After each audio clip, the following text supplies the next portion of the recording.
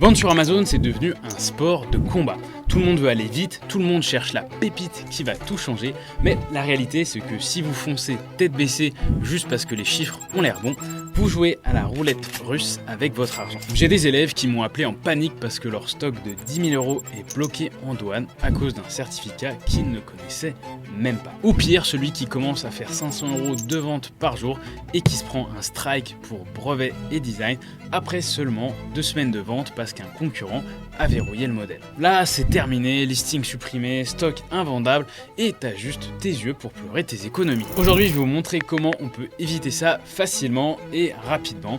On va utiliser une intelligence artificielle connectée en temps réel au web pour créer un vrai bouclier autour de votre business. On va scanner le web, les brevets et les normes en 60 secondes chrono pour être sûr que votre idée de produit n'est pas un cadeau empoisonné. Ça nous permettra de voir comment transformer l'IA en votre propre avocat et expert en sécurité gratuitement. On regarde ça ensemble dans cette vidéo. Les prérequis pour cette vidéo sont relativement simples. Il vous faut un compte Sellersprite ou Jungle Scout, Helium 10, etc. Pour ma part, j'utilise Sellersprite car c'est un outil très bon, peu cher et qui est extrêmement performant. Si ça vous intéresse, vous aurez un lien dans la description pour le tester gratuitement ou l'obtenir au meilleur tarif possible. Le deuxième outil qu'il vous faudra, c'est Claude. Alors on va utiliser Claude Code dans cette vidéo. Vous allez voir si jamais vous ne l'avez jamais utilisé, c'est relativement simple d'utilisation. Mais pour ça, le plus souvent, il vous faudra le compte pro. Il me semble que c'est une vingtaine d'euros par mois. C'est pas extrêmement cher et ça vaut vraiment le coup si vous n'utilisez pas cet outil pour l'instant. Et le troisième et dernier outil qu'il va nous falloir, c'est Brave MCP. Alors c'est quoi concrètement? C'est qu'en fait on va simplement utiliser le moteur de recherche Brave, donc c'est un outil de recherche comme Google Chrome par exemple, et en fait on va se connecter dessus via le MCP pour justement pouvoir scanner et accéder à des données qui sont disponibles sur le web. Pour Sellersprite, c'est très simple, il vous faut simplement un compte. Vous pouvez le créer et tester l'outil gratuitement.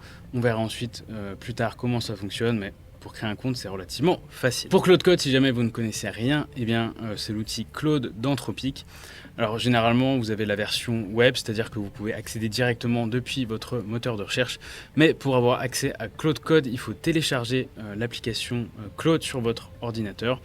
Et ensuite, vous aurez en fait accès directement ici. Vous verrez, il y aura un petit onglet Code qui sera disponible. Et si c'est disponible, eh bien, vous n'avez plus qu'à cliquer dessus. Une fois que vous avez Claude Code, eh bien, maintenant on va vouloir ajouter le MCP de Brave. Alors pour faire ça, c'est relativement simple, on va voir ça rapidement ensemble. Il faudra vous rendre sur la page que je mettrai en description et créer un compte sur l'outil Search API de Brave. Une fois que vous avez créé un compte sur cette plateforme-là, eh bien, vous verrez qu'il y a différents plans. Normalement, il faudra prendre celui-ci, le plan Search. Alors ils vont vous demander de rentrer une carte de crédit pour avoir accès, mais vous verrez que c'est totalement gratuit, il suffit simplement de mettre sa carte et en fait vous avez directement 5 $ de crédit offert tous les mois et c'est largement suffisant pour ce qu'on veut faire. Donc voilà, n'ayez crainte, vous ne serez pas débité, simplement il faut sélectionner ce plan là, donc le plan Search. C'est celui dont on va avoir besoin pour le reste de cette vidéo. Une fois que vous avez créé votre compte, sélectionnez le plan, rentrez vos informations, vous aurez normalement accès à cet onglet. Donc l'onglet API Keys, c'est ce dont on va avoir besoin pareil pour mettre en fait cette clé d'API sur Claude Code et utiliser le MCP de Brave. Alors cette clé c'est très simple, vous pouvez la créer ici, donc vous pouvez mettre Add API Key. Là vous mettez le nom de la clé, c'est pas très important, vous pouvez mettre Claude Code.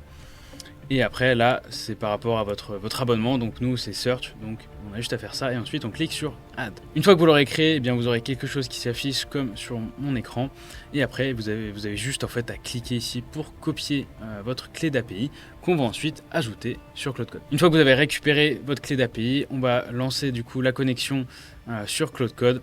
Alors pour ça il y a juste une petite commande à faire, je vous mettrai le prompt dans la description. Donc voilà, on va mettre Claude MCP Add Brave Search. Et là on va mettre notre clé d'API, donc là ce sera flouté pour pas que vous puissiez récupérer ma clé.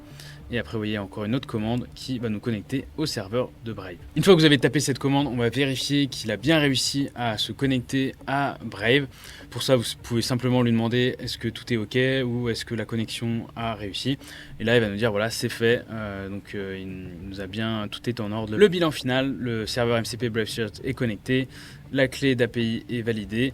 Et après on peut lui demander si on veut connaître par exemple savoir à quoi on a accès. On peut lui demander quelles sont les commandes dont on peut avoir accès via le MCP, etc. Ou simplement, si vous voulez gagner du temps, je vous donnerai directement les prompts qui seront pareils dans la description.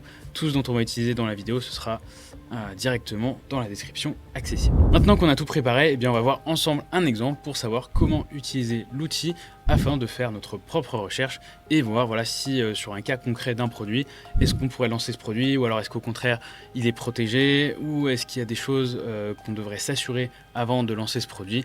Par exemple des certifications ou des choses qu'on aurait pu ne pas voir autrement. Pour cet exemple, on va justement utiliser Sellersprite pour trouver une idée de produit intéressant et un peu de tendance à vendre. On va partir sur un exemple un petit peu tendance en ce moment, c'est les Magnetic Water Balloons. Alors qu'est-ce que c'est? C'est un truc que j'avais vu sur TikTok, simplement des espèces de batailles d'eau, des ballons mais avec un espèce de système magnétique pour pouvoir en fait les réutiliser et les recharger pour les lancer plus de fois possible. Voilà, sur Sellersprite, on a l'outil qui s'appelle Keyword Mining et qui nous permet en fait de mettre des mots-clés et d'avoir accès ensuite à toutes les données de TikTok Shop.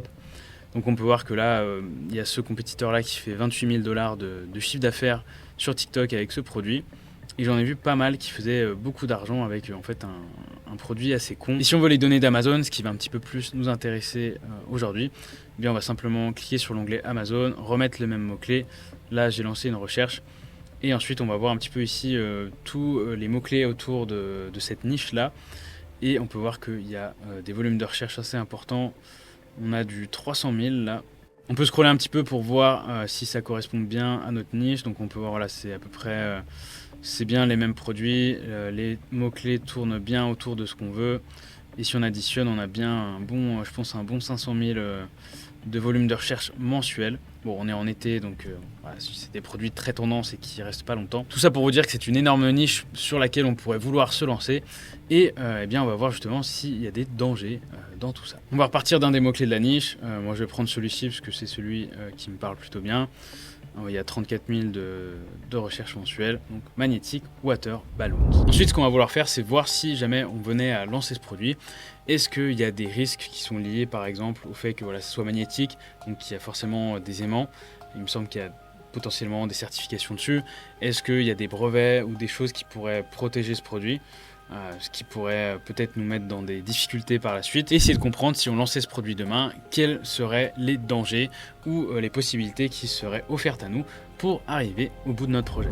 Le bon point quand on arrive sur Amazon, c'est qu'on voit qu'il y a pas mal de vendeurs qui vendent plus ou moins la même chose, ce qui fait qu'on pourrait se dire qu'il n'y a pas spécialement de difficultés vu qu'il y a beaucoup de vendeurs, qu'ils ont des produits relativement similaires. Là pour l'instant, il n'y a pas l'air d'avoir de gros dangers. Et si on ne faisait pas de vérification supplémentaire, on pourrait se dire ok, c'est facile, c'est parti, on y va, let's go, on commence à chercher des fournisseurs, etc. Et justement, c'est pourquoi on va aller un petit peu plus loin et creuser pour peut-être se rendre compte que c'est pas si facile que ça. À ce stade, vous pouvez vous demander ok, qu'est-ce que ça change entre faire tout le système avec Claude Code et simplement demander à Gemini ou ChatGPT la même chose. Et bien pour justement qu'on puisse comparer, on va demander à ChatGPT, on va lui poser la question. Donc là je dis est-ce que je peux vendre des ballons d'eau magnétiques sur Amazon US? Alors là il nous dit oui tu peux. Il nous prévient quand même que c'est une catégorie un petit peu à risque sur Amazon. Il nous explique qu'il y a peut-être des certifications à avoir. Il y a quelques avertissements par rapport aux aimants. Donc il nous dit qu'il ne nous recommande pas. Cependant, pour lui c'est pas non plus un risque majeur. Il nous dit qu'on peut probablement lancer ce produit. Maintenant, on va lancer l'audit un peu plus poussé avec Claude Code et le MCP de Brave. Je vous mettrai le prompt dans la description. Alors on va lui expliquer dans le prompt qu'on veut utiliser Brave Search. Donc c'est important de mentionner qu'on veut passer par le MCP pour faire la recherche. Et on va lui dire qu'on veut un audit au niveau de la sécurité, au niveau légal, autour du produit, donc Magnetic Water Balloon sur le marché US. Parce qu'on veut savoir, ce qui va nous intéresser, c'est 2 points. Est-ce que au niveau des brevets, des dessins et modèles, il y a un risque? C'est-à-dire que est-ce que quelqu'un a déjà déposé le modèle? Est-ce qu'il y a des designs qu'on n'a pas le droit de faire pour telle ou telle raison? Et le deuxième point, ça va être tout ce qui est au niveau de la sécurité et de la compliance. C'est-à-dire est-ce qu'il faut des certifications, des documents spéciaux pour vendre ce type de produit? et nous expliquer, voilà, un petit peu nous mettre au parfum pour qu'on sache tout ce qui est nécessaire pour vendre ce produit sur Amazon. Et à la fin, ce qu'on va lui demander, c'est un go ou no go, c'est-à-dire est-ce qu'on devrait ou est-ce qu'on peut lancer ce produit, ou alors il faudrait peut-être mieux passer à autre chose pour des raisons évidentes. Comme vous le verrez, ce prompt est assez générique, ce qui fait que vous pourrez l'adapter à la plupart des niches, mais si jamais vous êtes sur une niche peut-être un peu spécifique ou qu'il y a quelque chose à modifier, n'hésitez pas à rajouter des éléments sur le prompt pour avoir encore plus d'informations. Une fois qu'on a lancé le prompt, il va falloir attendre quelques minutes le temps qu'il fasse toutes les recherches, mais bon, c'est relativement pas très long. Et déjà, ce qu'il va nous dire, c'est qu'en 1, il y a un risque élevé, donc là il nous met déjà un gros point rouge. Donc il nous dit qu'il y a un brevet de design qui est activement utilisé contre des vendeurs Amazon de ce produit exact. Donc pour lui, c'est le risque le plus direct et le plus concret. Donc là, ce qui est intéressant, c'est qu'il nous met le numéro du brevet, ce qui fait qu'on peut aller vérifier ensuite nous-mêmes si ce brevet-là correspond bien au produit en question. Là, il nous explique un petit peu pourquoi. Donc voilà, on peut voir qu'il y a directement des tribunaux qui ont déjà été mis au courant de tout ça. Donc tac tac tac. Donc là voilà, il y a un vendeur qui a l'air un petit peu énervé sur ce marché-là. Il nous dit qu'il y a un leader du marché qui a obtenu 24 millions de dommages et intérêts. Là, il nous remet ensuite des sources qu'on peut aller vérifier par nous-mêmes pour essayer de voir un petit peu si ce qu'il nous dit est vrai ou non. Donc là, voilà, il nous explique qu'il y a une série d'injonctions obtenues contre 3 produits copieurs successifs.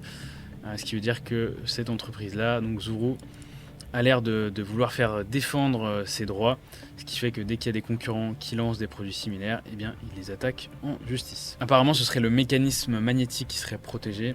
Alors là, ce serait quelque chose qu'il faudrait aller vérifier en fait directement sur le brevet pour justement observer dans le détail ce qui est protégé, ce qui n'est pas protégé. Mais là, ça a l'air d'être quand même compliqué. Hein. Voilà, il nous dit qu'il ne faut pas imiter, il y a un risque de marque et de trade dress. La conclusion de l'axe 1, c'est que le mécanisme magnétique et le design sphérique sont couverts par des droits de propriété intellectuelle actifs et qu'il existe une campagne de poursuite en cours ciblant nommément les vendeurs Amazon de ce produit. Là, déjà, ça sent pas très bon. Ensuite, l'axe numéro 2, sécurité et conformité. Là, pareil, il nous met un rouge élevé. Il nous explique que la CPSC a déjà sanctionné ce produit précis, donc c'est pas un risque théorique. Là, il y a déjà eu un avertissement à cause des aimants, parce que c'est des petits aimants cylindriques. Là, qu'il y a eu des décès liés à l'ingestion d'aimants. Voilà, ça c'est pas cool. Là, il nous met l'article en question. Pareil ici. Voilà, il y a une vague massive de rappels d'aimants sur Amazon en 2025-2026. Il nous remet un petit peu d'infos sur la réglementation, la politique d'Amazon spécifique aux aimants. Et pareil, il nous fait une conclusion sur l'axe 2 en nous expliquant que c'est un produit à haut risque réglementaire, que la conformité n'est possible que si les aimants respectent le flux index. Et comme on lui a demandé, il nous fait un petit tableau récapitulatif du go no go. Là, on peut voir que tout est au rouge-orange, ce qui fait qu'on ne devrait absolument pas lancer ce produit. Voilà, il nous dit ne lance pas une version générique importée, blablabla. Pour lancer ce produit, voilà, il nous explique tout ce qu'il faudrait faire pour, si on voulait vraiment aller plus loin, lancer ce produit parce qu'il y a une opportunité vraiment intéressante ou qu'on a trouvé un moyen de réellement se différencier et d'éviter les brevets, les dessins et modèles, etc. Donc il faudrait remplir toutes ces conditions-là si on voulait vraiment aller sur ce marché. Après, on peut lui demander si jamais on voulait lancer ce produit en Europe au lieu des États-Unis. Voilà, est-ce que ça changerait quelque chose ou est-ce que ça reste une très mauvaise idée? Là, eh bien, il peut faire des vérifications supplémentaires et il nous explique que non, il y a des brevets européens également, que les réglementations en Europe sont pires qu'aux États-Unis. Pour conclure, on comprend que lancer ce produit a l'air d'être une très mauvaise idée, ou du moins ça a l'air extrêmement compliqué. On a assez peu de marge d'erreur, enfin ça n'a pas l'air facile du tout. Il faudrait remplir vraiment beaucoup de conditions pour pouvoir lancer ce produit sereinement. Et encore, je pense qu'il y a moyen de beaucoup transpirer si on voulait aller sur ce marché-là. Et voilà, ça nous a pris littéralement 5 minutes. Et on a une réponse quand même extrêmement précise, de très bonne qualité, où on peut aller vérifier en fait toutes les sources ensuite par nous-mêmes pour s'assurer que tout ça est correct. Je pense qu'à ce stade de la vidéo, vous avez compris l'intérêt et l'utilité d'utiliser ce système. Ce qui est intéressant, c'est qu'une fois que vous l'avez connecté, vous n'avez plus rien à faire. Vous pourrez utiliser le MCP de Brave n'importe quand. C'est gratuit et ça vous permet d'aller pouvoir faire des vérifications assez poussées en seulement quelques minutes et d'éviter de lancer un très mauvais produit. Dans la description, je vous mettrai un prompt 360 degrés qui vous permettra d'adapter tout ça à n'importe quelle niche ou n'importe quel produit. Voilà, dans cette vidéo, j'ai essayé de rester assez bref, simplement pour vous montrer une petite méthode rapide à mettre en place et à installer afin de pouvoir faire vos propres recherches très rapidement et gratuitement. Si jamais vous voulez aller encore plus loin, eh bien, vous aurez dans la description un lien pour notre programme La Muraille. Alors, qu'est-ce que La Muraille? Eh bien, c'est notre méthode qui permet d'apprendre à créer votre propre produit et le protéger grâce à la propriété intellectuelle. Dans ce programme, j'ai fait intervenir un expert en brevet qui s'appelle Grégory. Donc, c'est celui qui gère tout l'aspect juridique et qui vous apprend à comment protéger vos produits pour le moins cher possible et le plus facilement possible. De mon côté, dans le programme, je vous explique quelles sont les techniques et les méthodes que j'utilise pour différencier mes produits et faire en sorte de sortir des produits uniques qui ne ressemblent pas à tous les autres, ce qui fait que les Chinois ont beaucoup plus de mal à venir nous copier et prendre des parts de marché. Si ça vous intéresse, le lien sera dans la description, ainsi que le lien pour accéder gratuitement à Sellersprite. J'espère que ça vous a plu et on se retrouve prochainement pour une nouvelle vidéo. Cassez-vous!